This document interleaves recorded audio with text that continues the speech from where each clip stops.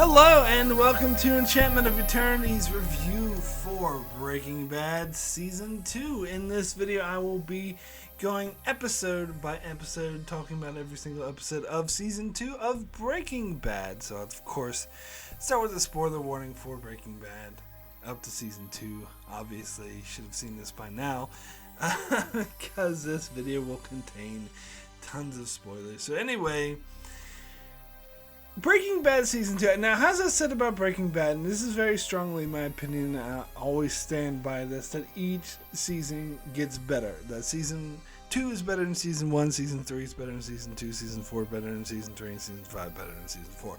I'm very much sticking with that. But you know what? I think Season 2 is maybe slightly better than Season 1. They start to flesh out the world a bit more. We get introduced to the character of Jane, who's a classic character who only appears in this season, who's Kristen Ritter, who because of this season she'd become one of my favorite actresses of all time. Like, the only reason I watched Jessica Jones was because Kristen Ritter was in it. And in fact, I didn't watch any of those, Marvel Netflix shows until Jessica Jones, because it's like, well, it's Kristen Ritter, so I had to watch it.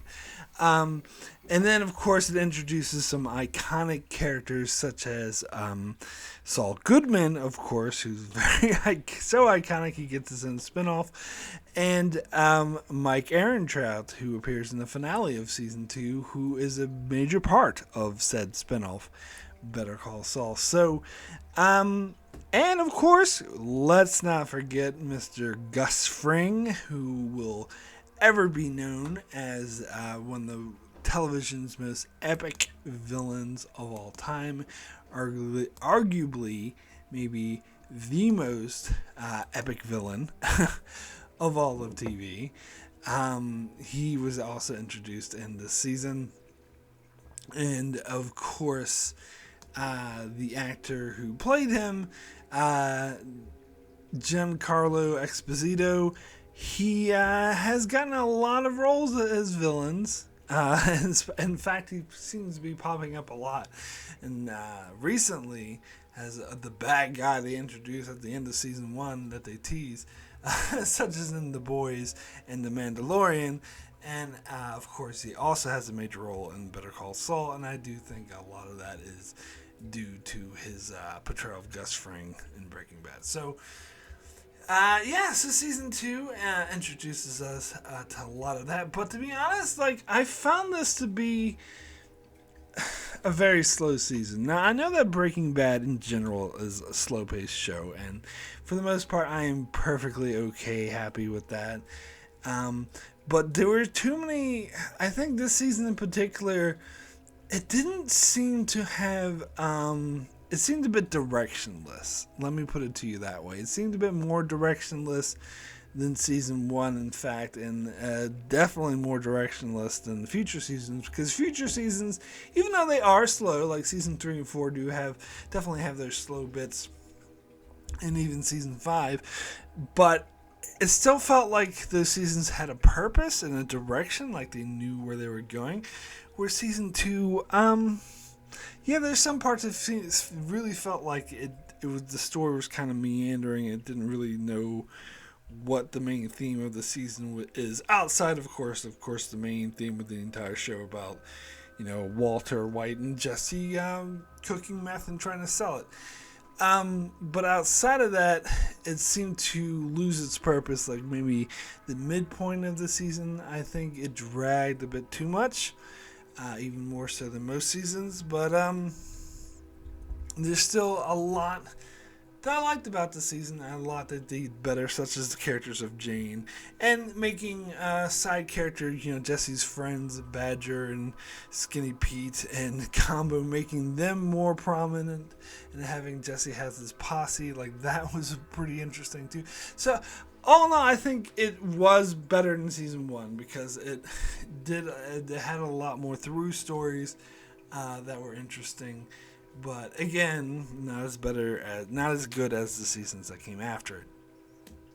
And of course, I have to mention the ongoing tease, I guess I'll call it, of these intros that show this bright pink teddy bear floating in the pool, and we get these intros sprinkled throughout the season. They appear to have nothing to do with anything, but as we get more and more of them, it's hinting at a huge disaster at the White House. The White House, get it? No, Walter White's house.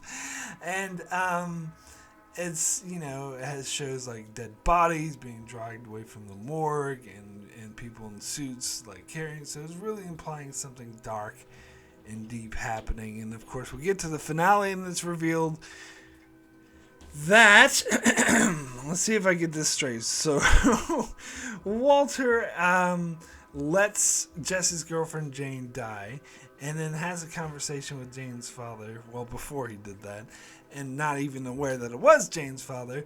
And then Jane's father is so depressed about this that he works as an air traffic control person, and he fucks up at his job, and 2 planes crash, and the dead bodies fall into Walter White's pool backyard. I think that's how it goes. So, I'm sorry, but that reveal is stupid. I'm sorry, there's just no way to sugarcoat this. I've heard different opinions. Some people like this reveal, but other people think it's like really, really dumb and horrendous, and I tend to lean more to that side, although I have met people who are more passionately hated this more than I did. Because it's a far-fetched, this is Walter White getting his comeuppance but that's like so much fucking serendipity, like way too much serendipity that he just happens to run into Jane's father at the bar, and I guess it doesn't have to do anything, but it just so happens that Walter White letting Jane die causes the air traffic control person to crash 2 planes, and the things just so happen to crash in his house. And more to the point, it's obvious that throughout these little intro teases, especially as it started to build, that they were building towards Walter and his family getting killed. And it turns out it's just like some random plane crash that like through a couple of steps down the low road or is somehow Walter White's fault. Twice removed, I guess. Which is, he's like indirectly responsible for it.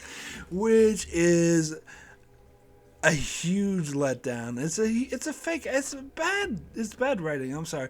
And I was arguing with someone once who were like, because I was saying how it felt like this storyline was not planned for, and these people didn't know what the hell they were doing, and they were like, I don't know what to do. Let's just say it's a plane crash. But they were like, the people arguing with her and saying, no. The writers and producers, Vince Gilligan, said that they had this planned out all along. It was planned out from the start. And it turns out that they are correct. Vince Gilligan has gone on record of saying that, and that they had this planned out from the beginning. But to me, that just makes it worse, not better. That this is what they had planned? Really? When in the very first season premiere, like the very first episode, when we saw that intro with the pink teddy bear floating in the pool, they knew that it was just going to be some random plane crash that Walter White is kind of sort of like twice removed responsible for, and it just so happened to fall in this backyard. That is dumb, and then they would purposely fake you out. And obviously, they're not gonna, kill off Walter White's family in season 2. But don't fake us out then. Like, don't purposely mislead us to make us think it's just some random plane crash thing. I'm sorry, but that is dumb. I mean, there's just no other way of saying that. But anyway, let me go ahead and get into the episodes, and start with the season premiere of season 2, 737. Now, I talked about this a bit in my season 1 review about how it's very obvious that when they filmed the finale of season 1, which wasn't supposed to be the finale, it's just the season got cut short, they weren't planning for that guy that Tuco beat the shit out of to die. I mean, I stand by that. Even at the, I haven't heard them come out and say, no, we were planning for all around. I would call bullshit on that. I think it's very obvious that they weren't planning on that. And it seems kind of hefted together. And I wish I kind of wish that they hadn't have done that, because it seems like they should have moved on from that storyline, but they focused too much on, ooh, Tuco beat the shit out of this guy. But on the other hand, I actually do really like this episode a lot, because it does a really good job of portraying the kind of fear that Walter and Jesse have, and mainly out of inexperience in their not used to be dealing with people like dangerous people like Tuco. And so throughout the whole episode, they're convinced that Tuco wants to kill them, when in actual fact, he doesn't. He doesn't care. He doesn't care about that. And there's the whole thing where that other guy, Gonzo, dies, and they think that Tuco killed Gonzo because he knew about it, but it turns out that Gonzo actually just killed himself by getting his arm crushed in a car when he was trying to hide the body. And so it's sort of a classic case of, Jesse and Walter sort of letting their own fear get the better of them, because they're preparing for the worst case scenario. They're getting a gun. How do we do it? And they're like freaking out the whole time, and it turns out like Tuco doesn't actually give a shit. But I wouldn't say their fears are totally unjustified, because of course Tuco does show up at their house and takes them captive by gunpoint, but for totally different reasons than what they were thinking. It had nothing to do with him beating the shit out of that guy. It's because his all of his gang were arrested, and all of his places were hit, and he didn't know who else to trust, so he wanted to force Walter and Jesse to come with him. Well, basically wanted to force Walter. He doesn't really care about Jesse. He just used Jesse to get to Walter. But the sense of fear and paranoia that this episode brings, I think it was really good. I think it really put you in that mindset of being freaked out over this. And in fact, when Tuco did show up with a gun, like, that was like really powerful, that their fears, like, seeing their fears come true and seeing the look on their faces, like, really amazing acting all around. Yeah. So yeah, I did actually quite like that episode. So then let me move over to the next episode, which is Grilled, and I really like this episode. This introduced another iconic character that I forgot to mention in my intro. That's Hector Salamanca with hitting his bell.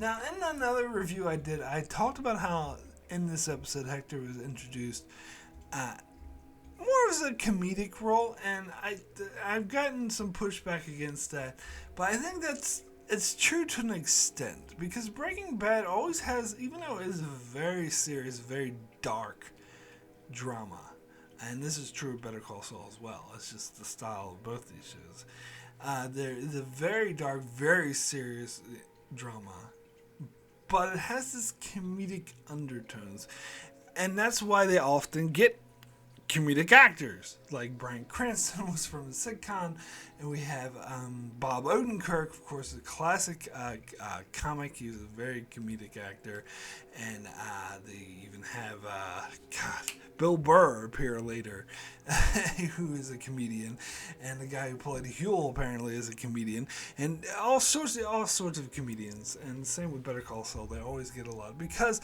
even though it is mostly, very deadly serious drama, it has this comedic undertone. I think that's the case here with Hector Salamanca, which with the bell, it was kind of played off a bit comedic, but at the same time, it was used for one of the most suspenseful scenes in the entire show, where Walter and Jesse are being held by Tuco, who wants to take him to Mexico, where, against their will, is actually threatening to kill Jesse. And so they're trying to find some way to kill Tuco, so they have the idea to put the ricin in his food. But they're discussing this in front of Hector, who sees them do this, because they kind of dismiss him as kind of an invalid, but apparently his mind is perfectly sound. He can't move his body, and the only way he can communicate is by hitting a bell. So you have the scene where he keeps hitting a bell, and he's trying to alert Tuco to the fact that they're trying to kill him. And he does mess up their plan by getting Tuco to switch the burritos, and he throws it on the floor. But then that's not even the most intense scene. The most intense scene, though, is when you have Tuco is, where Hector keeps hitting the bell and he's staring at Jesse and Walt. And Tuco finally gets the idea why you don't like them. And he's, of course, the only way Hector can communicate is by hitting the bell. But eventually Tuco starts asking the right questions. It's like, what are they trying to do? And they make up the excuse, oh, he's just mad at us because we changed the channel. And then, Tuco's like, is that true? And then Hector doesn't say anything. It's like, what, are they playing me? And Hector rings the bell. Like, that was a super suspenseful scene. And of course, this results in Tuco going out to try to kill Jesse. And then they manage to get the better of Tuco. And then Hank shows up and kills Tuco. Like, that was fucking intense. It was a very extremely intense scene. And of course, while all this is happening, Skylar and the family have no idea why Walt went missing, so they're putting up all these signs around town looking for him. And of course, that's why Hank went out there in the first place. He tracked down Jesse's car. So yeah, I really like that episode. Really good.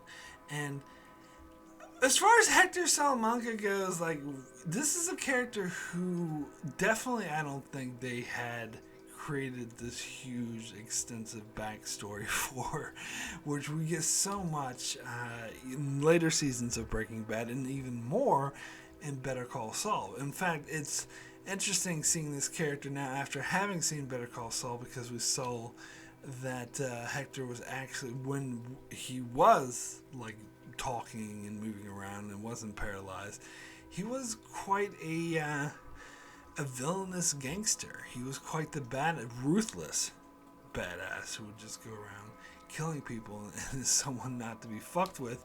And so it's interesting watching this episode when seeing him as a kind of a vegetable, when he is, as I said, kind of played off for comedy, but moreover, Jesse and Walt don't take him seriously.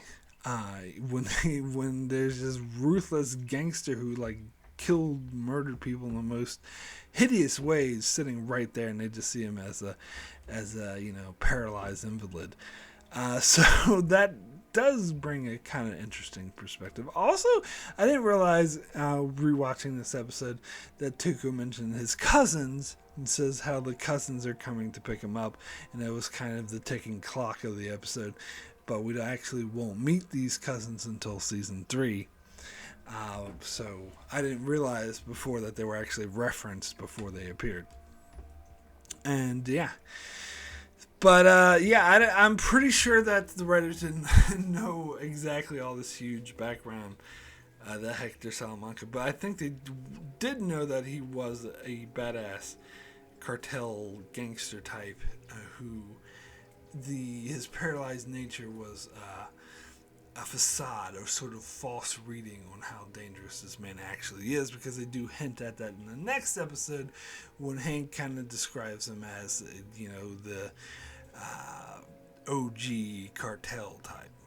Anyway, let me get into the next episode, which was Bit by a Dead Bee. This episode was okay. It mainly dealt with the aftermath of Walt and Jesse trying to integrate back into life after this incident. Walt, of course, pretends to go into a fugue state, and he shows up at a grocery store naked, and he has to his family's all worried and freaked out, and he's talking to a psychiatrist who won't let them leave the hospital, and eventually comes clean that he faked it, but of course lies about why, saying that he felt trapped or whatever, which may be true to a certain extent, but of course that's, he was held gunpoint by a psycho cartelman. That's why he left. Of course, he doesn't want to reveal that. And that was all well and good, and maybe a bit slow paced. The Jesse stuff was more interesting, where he actually had to, because they found Jesse's car at the crime scene. That's the whole reason that led to the shootout. They were looking for him, so he has to come up with a fake alibi, and he gets a prostitute and pretends that he was in the hotel room the whole time. And sort of the way he kind of plays Hank on that. Like, that was all interesting. But things don't really work out for him. So anyway, that leads us to the next episode, which is Down. Again, this episode is... I don't say it's a bad episode necessarily, but this is when we're getting kind of into the downtime of season 2, when the season starts to drag a bit. Maybe this combined with the previous episode, where in this episode Walt has to deal with his family, particularly Skylar, who doesn't trust him because she found out that he had a second cell phone. He comes up with some bullshit excuses, which is very transparent to her that she can tell they're bullshit excuses. And so she begins to just start leaving the house for no reason, just to piss him off, and he's getting upset. Meanwhile, Jesse, everything is going wrong with him, and I kind of can relate to this. I think I'm pretty sure everyone can, having days or times in their lives where it seems like you're at your absolute worst and things couldn't get any worse, but they do, and it seems like people just keep kicking you while they're down, not giving a shit of how, like, just downtrodden you already are. I definitely know what that feels like. So it's kind of, it's a bit frustrating, a bit sad maybe, because you know that Jesse's actually a good guy. To see him being put down on because it's just one thing after another. He, the DA confiscated, I should say, all of his money, so he's broke. Walter refused to help him out, and then he gets parents come in, take his house away, someone steals his bike, and then he tries to sleep in his RV, but the guy chases him out with a shotgun, and the whole time he's asking Walter for money, and Walter, of course, is being a bit sort of self-centered, only thinking about his own issues with Skylar, like he has his own shit that's driving him crazy with Skylar, and then Jesse, so he sees Jesse keeps calling him as an annoyance, and this is kind of I think this is a running theme about the relationship, something that's very important to keep in mind, that Walt does kind of, even though he does in later seasons and later episodes this season showcase that he does care about Jesse and he does care what happened to him, he does kind of think very poorly of him, like more poorly than is actually the case, because he's like, oh, you're just going to spend all your money on drugs. Oh, you want this just to spend money on drugs? And Jesse tries to explain, like, no, it has nothing to do with that. I'm having a problem. My house got stolen, all this shit, but Walt doesn't want to hear it and keeps ignoring him to the point where Jesse fucking goes insane. They actually get into a fist fight over it. And Walt finally realizes how bad things were for Jesse and to stop being so damn selfish and actually does give him some money. So it was an interesting character story. I will say that. It was maybe a tad bit too slow, but I think the major issue is this episode is not that slow in itself. Is more of it's sandwiched with a lot of other slow episodes where I think it's taking a bit too long to get to the point. So, let's get to the next episode, which is Breakage. Now, this is a somewhat interesting episode because this is when the storyline of season 2 comes in formation about Jesse and Walt forming their own crew. This is where we see Combo and Skinny Pete and Badger, and so they wanted to just sell the meths themselves, rather, because of course they don't want to have to deal with another Tuco, and they don't have they can't just have Jesse do it all himself, so they tried to sort of build a crime syndicate, basically, tried to build an empire, so to speak, and it also deals a bit with Hank has a storyline about his suffering from PTSD over his incident with Tuco, which is somewhat interesting, although I wasn't that huge of a fan of it. But yeah, I mean, not much else to say about this episode. It was decent. It was like a cog in the machine. It was interesting. They got the ball rolling. on this whole them starting this empire type thing. The one thing I will say, though, as far as the Skylar storyline goes, is that it did seem like at the end of last episode, like Skylar had it up to here with Walt and was fed up with his lies, and she just left and was like, well, fuck you, and wasn't talking to him anymore. And especially after he refused to tell her what's the deal with the other cell phone, and kept coming with obvious bullshit.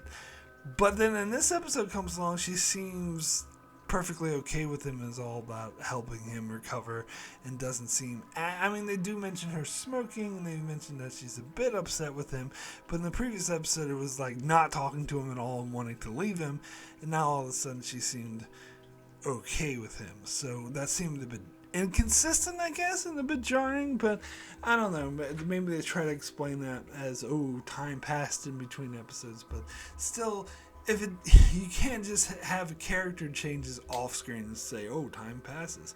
That's not a good enough reason. Anyway, let me get into the next episode, which is Peekaboo. It's a decent episode. It's an interesting episode. Funnily enough, I actually like this episode better for the Walt storyline rather than the Jesse storyline, which of course is what people think about when they think of this episode. They think of the Jesse storyline because that's what it's named after. Jesse's storyline, of course, is when he goes to go after the meth addicts or the heavily drug addicts who ripped off Skinny Pete and stole his money and meth, and he's tries to prove what a badass he is, and kind of the underlining message of this episode is that Jesse isn't a badass at heart. He's actually a very sweet guy.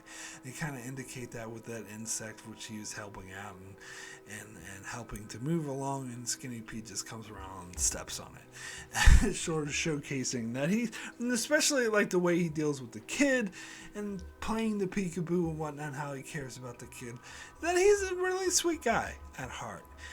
But he's kind of having to pretend to be a badass for what he does, and deals with the meth heads who knocked off an ATM, and they're trying to get it open. And it's revealed that they killed the man when they stole the ATM, but that's actually never really touched upon later in the episode.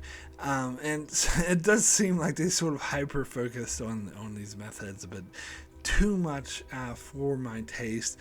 But it was kind of interesting how the woman just ended up killing the guy, her own husband, just because she's sick of him calling her a skank, and Jesse actually had nothing to do with it, and she was so stoned she didn't know what he was doing. So it was somewhat interesting. But as I said, what I actually preferred about this episode is the Walt storyline, which I really liked, which dealt more with the whole Gretchen and Elliott thing and how that all came to a head, because the way things have been going since season 1 is that Walt has been using his drug money to pay for his medical bills, and he pretends to his family and everyone else that the money is coming from Gretchen and Elliott in order to explain this. But this all comes crashing down when Gretchen actually gets in contact with Skylar and learns that Walt has been telling them that she's been giving them the money, which in fact she hasn't, because he's outright refused her charity at all costs. And so we get this great scene where it's cool that Gretchen doesn't actually tell Skylar. She kind of goes along with it until she can get alone and talk with Walt. And Walt, of course, when he sees her in this house, starts freaking the fuck out, and it's like, we need to talk, and she just ignores him. But they eventually do have a dinner together where I don't know if anyone has a different opinion on this, but I think it's pretty fucking clear that Walt is an asshole. And being a total... I am definitely, and I stand by my stance that Walt is very prideful, and that's basically what the show is about. He should have just taken their charity in the first place. And he's being extremely prideful in the scene where, in fact, not just prideful, but prideful to a harmful extent, because Gretchen has the upper hand here. She knows that Walt is lying, and she's in a position to expose his lie to his family, but instead of placating to her or trying to talk her down and trying to suck up, he treats her like shit. And so because of his pride, like, he apologizes to her several times, but she wants, of course, an explanation. She's like, look, why did you tell him I'm giving you money when you're not? Where's this money coming from? What's going on? And his response to that is, I don't owe you an explanation. I owe you an apology, and I already gave you one. Here, I'm giving you again. That's 3 times. Which, fuck you and your apologies is what I would say if I were Gretchen. You can take your apology and shove them up your ass because they're no good without an explanation. And the way, how absolutely prideful he is, to the point where, I mean, it's so obvious. No one can even argue that, because the point where Gretchen expresses her pity, says, I'm so sorry of everything what happened to you. And what's Walter's response to this? Fuck you. And he says that, and he really means it. He's like spitting venom at her. He is so despised that any charity or pity, because it hurts his pride. It's like the worst thing you could do to him. And to Gretchen's credit, like, after he treated her like shit like that, she had every right to expose him for the liar, selfish, prideful, untrustworthy liar that he was, but she didn't. Instead, she told Skylar that they can no longer afford, she said that they will no longer be sending Walt money, which is very vague, and allows Walt to come up with this lie about, oh, they're broke, that's why they can't send this money anymore. So it allows him to save face, where Gretchen very well could have exposed the fuck out of him, but chose not to. She actually took the high road. She's clearly a much better person than he is. Of course, he brought up like the past issues where he felt like he was screwed out of gray matter, which she never intended. She never thought that was the case, and she wanted to help. She wanted to make amends, but he didn't want to hear any of it, and he was still holding a lot of animosity towards her and Elliott, and that was apparently he'd been hiding from them all these years, but it all comes out now. But goddamn, that was interesting. I didn't really like that. So let me get to the next episode, Negro y Azul, or Black and Blue. This episode's okay. It starts with that song, like that Mexican style song about how the cartel's gonna kill Heisenberg, which I didn't like, to be frank. I thought that was really cheesy, and it was kind of just like, ooh, they're trying to ramp up the cartels as coming after Heisenberg, but nothing really came of that. But the main thing, of course, I remember this episode for is the whole Tortiga, the whole turtle bomb having the, what was that? This is a famous actor who's been in Machete and kind of other things, plays this FBI informant, or, for a cartel member, Danny Trejo, that's right. And he's informing, well, not FBI, but DEA, informing on the DEA, or on the cartel to the DEA, and he gets found out and has his head chopped off and put on the turtle, and then Hank starts like throwing up and everyone's mocking him, but then a bomb goes off and kills everyone except for Hank, because Hank ran away because he was feeling sick, which saved his life, which of course is going to make him even more shell-shocked. So that was a very fascinating scene. But other than that, I mean, I suppose this is the episode we start to get the relationship between Jesse and Jane. I can't remember if she was introduced in this episode or the previous one. No, it wouldn't have been Peekaboo. Maybe it was Breakage. Yeah, I think she was first introduced in Breakage. But this is when the relationship starts to get more, if I remember correctly. And, I don't know. Some of these episodes are blending. Oh no, this is an episode with Jesse sort of getting PTSD for having killed, the whole thing with the ATM, and he refuses to leave the house, and he just sits and smokes weed, and so Walt has to kind of deal with Combo, and they meet at that that atomic bomb museum thing. That was kind of funny. And then he finds out that that Jesse. Oh yeah, this is when he tells Jesse that he's a blowfish, because he finds out that Jesse has this reputation of killing someone and being this badass who crushed a man's head with an ATM. So he uses it as an excuse to expand their territory. Again, this is really getting into Walt being really ambitious. He did this in season 1 too, with demanding more money from Tuco, which what caused Tuco to fucking smash Jesse's face in. And he's also being too ambitious, wanting to seize all this territory, which, as we see, will cause them headaches, and directly lead to Combo's death later on. So yeah, Walt is now he's very prideful and arrogant, honestly. I mean, he's not a good guy. But anyway, let's get into the next episode, which is Better Call Saul.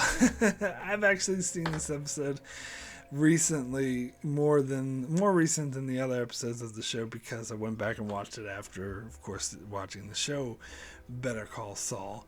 And Saul Goodman is very different in this episode than he is in the show Better Call Saul. Of course, that was a prequel, but I would argue that he probably is. He becomes kind of a different character later in Breaking Bad as well. But of course, I'll get to that when I get to that. But he's definitely. Watching this episode does make me wonder, like, how the final season of Better Call Saul, which has I'm recording this, hasn't aired yet, how that's going to go down, how it's going to transition the Jimmy McGill we know from that show into the Saul Goodman of this episode, who is a much bigger sleazeball and who is much more despicable, who has way less morals, who suggests shanking people, which is something Jimmy McGill would never do, and who has all these crime connections that even at the end of season 5, Saul Goodman doesn't have yet. So, yeah, it does make me wonder how that's going to play out. But it's also, of course, interesting from seeing the line where that they created an entire show with like seasons of storylines based off of this one line of dialogue, which I'm sure when they wrote it, it was just they didn't have a backstory, but they, wanted to imply that Saul was a sleazy guy involved with crime and shit. But of course, I'm referring to when Jesse and Walt kidnap Saul to try to force him at gunpoint to make sure that Badger doesn't go to the DEA, doesn't cooperate with them. And when Saul is taken captive, he thinks that it's the cartel doing it, and he says, it's like, Siempre, soy amigo de cartel, which is what we see him say. And Better Call Saul, where we see Lalo actually says, you're an amigo de cartel, a friend of the cartel. And he even mentions Lalo and Ignacio. He's saying, it wasn't me, it was Ignacio. And they're like, what the hell are you talking about? And he's like, what, Lalo didn't send you? And it's funny because that one line of dialogue, they create a whole character of Nacho Varga in Better Call Saul, who's a very multifaceted, deep character. Just came out as one line. And Lalo, of course, would come a lot later in Better Call Saul. He would come in season 4, season 5. But he became like the main villain of those last couple of seasons. And also very menacing character just from this one line. And it does make me wonder how the show is going to connect up to that line. But getting more into this episode itself, or what did I feel about it before I saw the show Better Call Saul when I first watched this episode. It's a good episode. I really like it. I think it's not knowing if, when I first saw this, of course, I knew who Bob Odenkirk was. So I recognized him right away from the Mr. Show with Bob and David. That was a funny show. So it was weird. At first, I couldn't really take him as seriously in this role, but eventually, of course, I learned to. But when I first saw this episode, I just thought that, they were just having this stereotypical sleazy lawyer who's going to come and be their sort of drug lawyer. And I thought that was a very interesting addition to the show, and it really made it dynamic. Plus, the episode itself, Uh, I love the opening scene to this episode with Badger and that, God, I don't remember the actor's name, but I've seen this actor in a whole lot of shit. He was in Lost and in a lot of movies and stuff. But anyway, the really skinny dude, that how he's like, they had the whole scene where Badger's like, you're a cop, oh, come on, that van over there, you're so obvious. But then eventually, the guy convinces him to sell him meth anyway, so he does, and turns out he is a cop, and the exact vans that that Badger was talking about, pull up to arrest him, which I think is actually a hilarious scene. I actually really love that scene. And then, of course, I love all of Saul Goodman's interactions, the way when Badger's like, are you going to get me off, right? And it's like, what am I, your prom date? Like, just the way he behaves and shit. And I think it does kind of imply a prior relationship between Saul and Hank, because we did see that they did meet each other in Better Call Saul. So yeah. And also, like, they mentioned that Emilio, like, Jesse mentions Emilio had Better Call Saul Goodman as a lawyer, and he got him off twice, and that's actually, we did see that in Better Call Saul. But yeah, the episode itself and how Saul comes up with the plan to get, the Jimmy in and out to pretend to be Walter White, and then you get another comedic scene when Badger's in the wrong bench talking to some random guy, and Walt has to pull up to Hank and be like, Hank, how are you? And block his way so that Jesse can come by and tell him to move to the right. It was a great episode, actually. I think this is a really, really good episode in its own right, just forgetting about all the stuff that it led to later on. I think that's why it led to all this stuff later on, because they had a very strong fan foundation here. Very good character, of course, who they'll use for the rest of the show, but the episode in itself worked really well to introduce this character. Now, other thing I'll mention is at the end of the episode, Saul tracks down Walter White at the high school, and Walt, of course, at first is shocked and how the fuck did you find me? And Saul Goodman just says, oh, my PI charged me for 3 hours, so that means he probably found you in 1 hour. Of course, now we know he's probably talking about Mike. So that is another interesting thing. Anyway, let me get into the next episode, which is 4 Days Out. Now, when I did my top 5 worst episodes of Breaking Bad, like years ago, this was in my top 5 worst. I'm not so sure it will make it again. I don't know if I would say this is a terrible episode or anything like that, but I don't know. I just don't like it. And I got a lot of pushback too, where people were arguing that they love this episode. It's one of their favorite episodes of the show. I don't know. I guess people watch the show for different reasons than I do, because this episode also had a comedic aspect to it, but in a much more goofy and less believable way, in my opinion. Like the way that Jesse kept fucking up and putting the keys in the RV and the battery going dead and dumping out all the water on the thing so they get trapped there, and Walt has to like build the battery from scratch. Like, I don't know. That just seems too goofy to me. But more to the point, this episode is kind of filler. I mean, I guess it has the story of, at the end of the episode, they reveal that Walt's cancer's in remission. That's the one important story beat.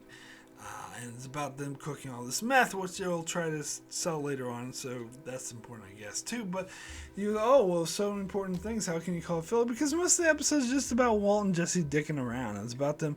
And here's the thing, like, I like the Walt and Jesse dynamic, their relationship, but when they're, like, we're just like bitching at each other constantly, just nagging at each other, arguing, like, I mean, small doses, that's fine. It makes sense. Sometimes it really helps the story. But when you have an episode that has nothing but that, it's too much. And I just don't care. It just annoys me. I don't like it. Like the whole storyline about them being trapped in the desert, I did not care. Sorry, I did not care. It's not the worst episode ever, as I said, because there were some interesting aspects about the whole cancer going in remission and all that, but it was just too goofy and fillery and annoying. Sorry. Anyway, next episode is over. Which I think I like this episode even less than 4 Days Out. Now that I watched them back to back, I think it's not as annoying as an episode, but it's definitely more filler.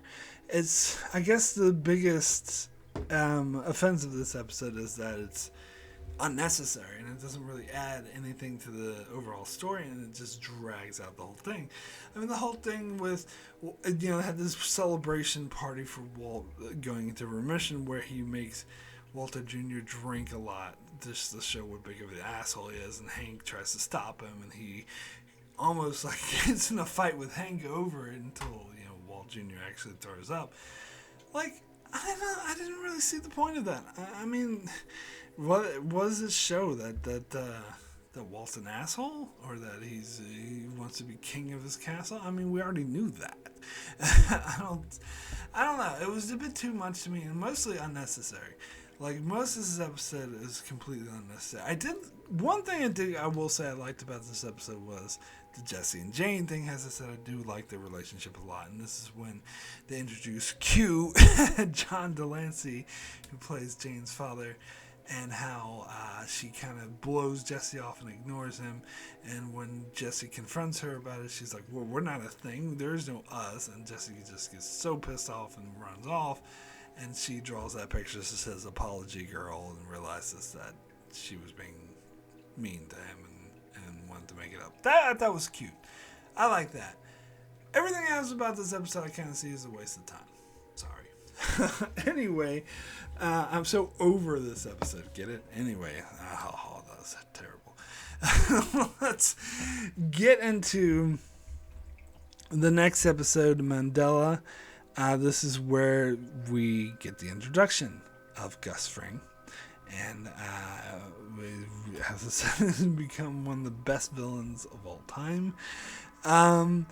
And it was a really interesting introduction to, of course, this is the beginning of this episode was fucking powerful because it showed when Combo got shot, and like that whole scene, how those two guys were sort of watching them, and Combo was just looking at them and freaked out, but this little kid who thinks it's just annoying ends up being the one who kills him.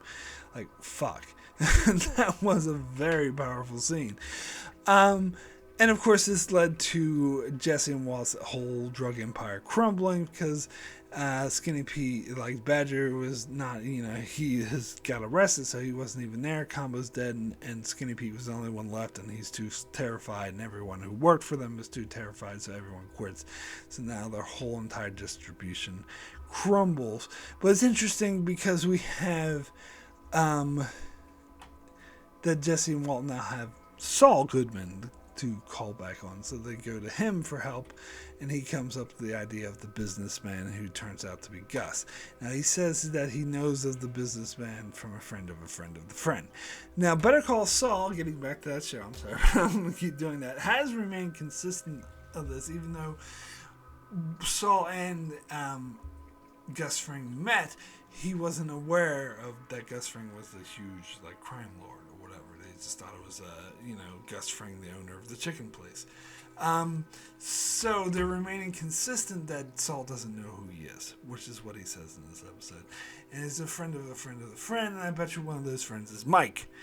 Which is something, of course, Mike hadn't even been introduced in the show yet, but even after he is introduced, his connection with Gus won't be explored until later on, which I am 100% certain that they hadn't thought of that connection between Mike and Gus when they first introduced this character, but again, that's fine, there's nothing wrong with that.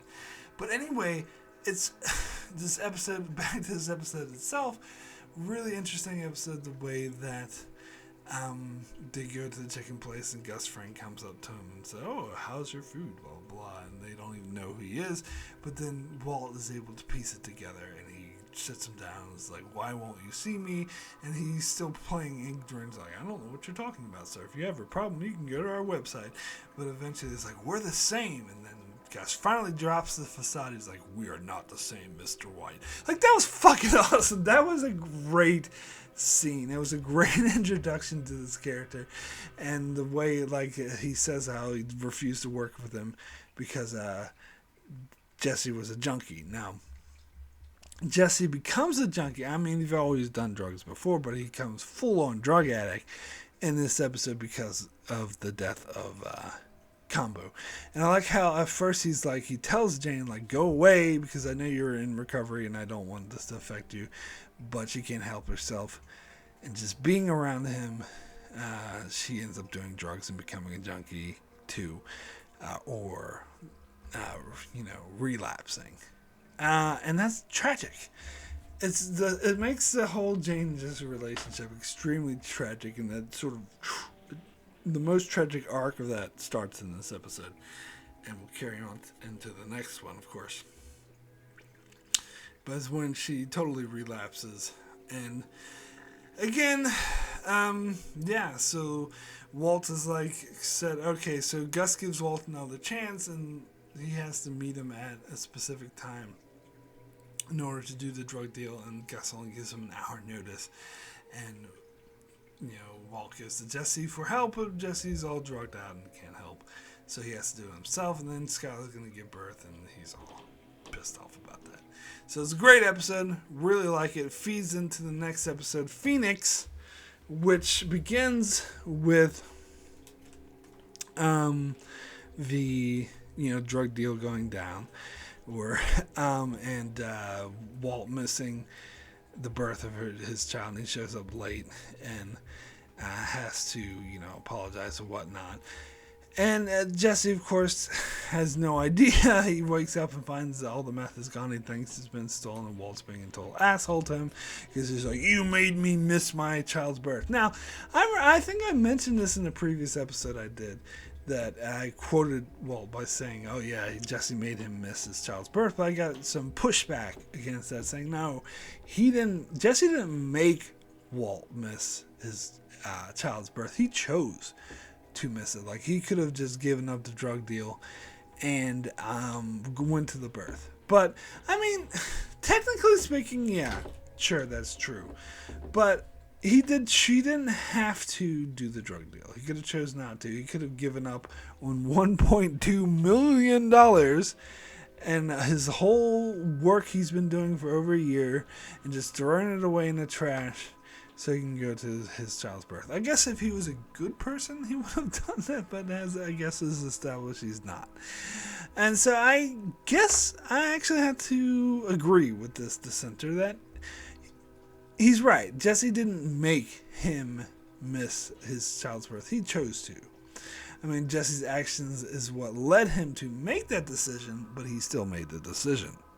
So it's still ultimately on him. But he does that a lot. He does blame Jesse for a lot of things, and particularly, and as I talked about before, he's calling Jesse and Jane just simple drug. The way he dismisses Jane as just a druggie, when really we see that she's a complex character who has her own stuff to deal with, who's a loved daughter by Q, and that's and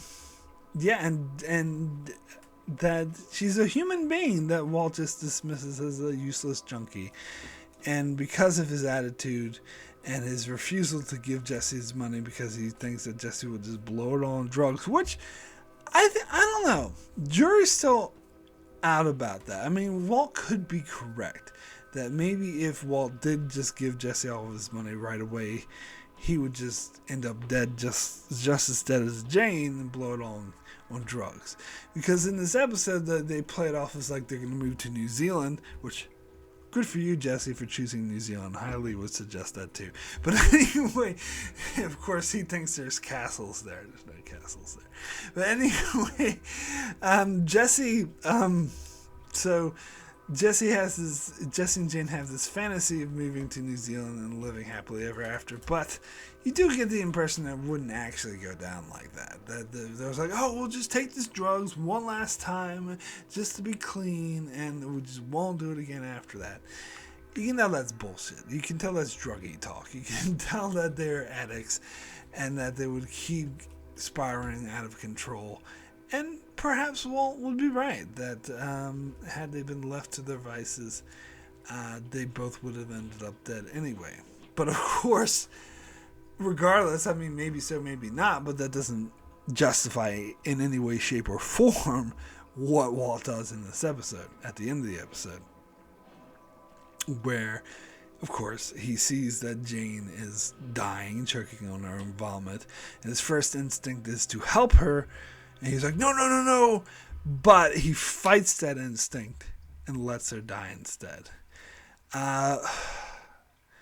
Which, you could say that did lead to Jesse going in recovery and getting his life together, but I don't think so. I definitely don't think that's even that if that is the only reason why Jesse recovered, that's not a fucking good reason. And plus, because Jane, as I said, is a human being, a beloved daughter who meant someone. She had value onto herself, with the show made very clear, and he just let her die. So, yeah, this is when he truly becomes a villain. Like, each season, I think, makes him a bigger and bigger villain. That is definitely one of the most despicable things that he's ever done in the entire show. Not saying a lot, because he does a lot of despicable things. But basically, let's call it what it is. He basically murdered her. Because he's the one who flipped her on his back. He didn't do it intentionally to kill her, but when he saw that she was dying, he did nothing. He purposely let her die. So, yeah. That is fucking despicable. And it is really heartbreaking. It's a heartbreaking, powerful episode. So I do love this episode a lot. I think this is one of the best of the show. If I'm not clear about that. Anyway. Let's get to the finale. ABQ. Okay, so I got mixed feelings about this episode. There's parts of it I like. Like, I like the follow-up to Jane's death and seeing how very emotional scenes with Jesse dealing with it. And this is, of course, when we get the introduction of Mike, which apparently, I just heard this recently, that they only introduced this character because Bob Odenkirk wasn't available when they were filming this episode. And watching this episode, I realized that because he doesn't appear in this, even though there's Walt at one point calls Saul, but you only see it from Walt end when he's like, Saul, but you never actually hear Bob Odenkirk's voice or see him because he was unavailable. So they created the character of Mike as PI to fill in the role that Saul would have played. And in retrospect, it seems to fit a lot better to have Mike be the one to do this, but they kind of crafted this character to be that kind of guy. Which in this episode, he comes across as kind of like the cleaner from Pulp Fiction kind of sort of thing, where he shows up to clean up the mess and like, this is what you'll do, and no nonsense kind of guy. But it totally fits with his established backstory in Better Call Saul, even though I'm 100% certain they hadn't thought of that. Of course they hadn't.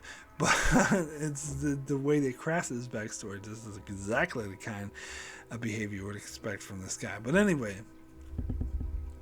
I like all that stuff. And then the stuff at the end where Skyler leaves Walt after his surgery because she not only realized he was lying about the second cell phone when he mentions it when he was going under, but she finds out all these other lies starting to crumble. She finds out that Gretchen and Elliott never gave them any money. Finds out they never visited his mom like he said, and she finds out all this other shit and how he was probably lying about the fugue state, and that was all bullshit. And so she demands that he leaves. Which will lead to a rather boring storyline in season 3, which I'll get to when I get to season 3. But it was still it was very poignant in this episode. But I'm not a huge fan of this episode, and you know why. I talked about this in my intro. This is stupid. The whole thing where Q crashes the two planes. I don't think air traffic controls quite work like the way they portrayed in this episode. I don't know. I may be wrong. I've never actually seen any air traffic control done in action. But it seems like it would be a lot harder for just one guy to crash two planes together. I don't know. Maybe I'm wrong, but that's just me. But regardless, the whole thing, because it's all Walt's fault because Walt killed Jane in that tragedy of Jane's death. Calls their father to crash these two planes that just so happened to crash over his house, and just so happened that these bodies and things fell in the pool, and that's what we've been teasing you the whole time. Haha, I get it. I want to say fuck you, personally, to the writers, because that's a stupid fake out. It is a stupid fake out. I'm sorry, and it really does upset me and piss me off. And that is such a... it's just, no, I just don't like it. I'm sorry. I don't. And why didn't Q just snap his fingers and make the planes disappear? He uses Q continuum power. I'm sorry. I know that's dumb. But anyway, so mixed feelings about this episode. That's what I'll say. Anyway, that's it for my coverage of season 2 of Breaking Bad. Now, as I always do, I'll tell you what my favorite and least favorite episodes of the season were. For least favorite episode, ABQ is in consideration, and so is what's that episode? 4 Days Out. But I'm actually going to give this to Over. As I said, I think this episode was just dragged on for too long. It was. This is at the stage watching the season. I was just like, come on. Can we get on with this? This is actually getting a bit boring and just re-emphasizing things that we already knew about these characters. I can hear people right now being like, oh, it's a great character story. Not really. I mean, it's an unnecessary character story. I mean, sure, they're fleshed out characters, but we already got this from other episodes. This one's totally unnecessary. But anyway, that's just my feeling on it. As for best episodes, we got some really good episodes this season as well, such as Grilled, as I talk about, a very interesting episode. Better Call Saul, gotta give call out to that. As I said, I think that's actually a very perfect episode to introduce this character in. I really like Peekaboo, mainly for the Walt storyline, but still is really good. And of course, Mandela, gotta mention the introduction of Gus Fring, that was done really well as well. But as for best episode, I'm gonna have to go with Phoenix. I think from start to finish, where it starts with the aftermath of Walt missing his daughter's his daughter's birth, and having to deal with Jesse and having the falling out, to Jane and Jesse thinking that they're going to run away to New Zealand together, but it turns out that Jane just dies because Walt lets her die. Powerful shit. So really great episode. Anyway, my rating for Breaking Bad Season 2 out of 10, I think... Oh, God, this is a tough one. I think I'm going to give this an 8. And an 8, extremely good. And it actually just edges out at 8. I almost gave this a 7 as well. I gave Season 1 a 7. So it's like a low 8. I don't give 0.5s, otherwise I might say 7.5, but that's a cop-out, so I'm going to say 8. So it's a good season. I don't think the show has reached greatness yet. That will happen a bit in Season 3, mainly in Season 4, and especially Season 5. But it's still a good show. It still has some really powerful moments, still great acting, well-developed characters, all that sort of thing. Maybe the pacing was a bit too slow for its own good in this season, and that goofy fake-out thing, don't get me started on that again, but there was still a lot of good stuff in this season to make it all over. Overall, extremely good season. So that's it for my coverage of Breaking Bad Season 2. I will be back next month to cover Season 3 of Breaking Bad. In the meantime, you can check out my channel for many more reviews on other shows like Discovery, Star Trek, The Expanse, The Outer Limits, and more. So be sure to subscribe so you can keep up with all of that. And thanks a lot for watching.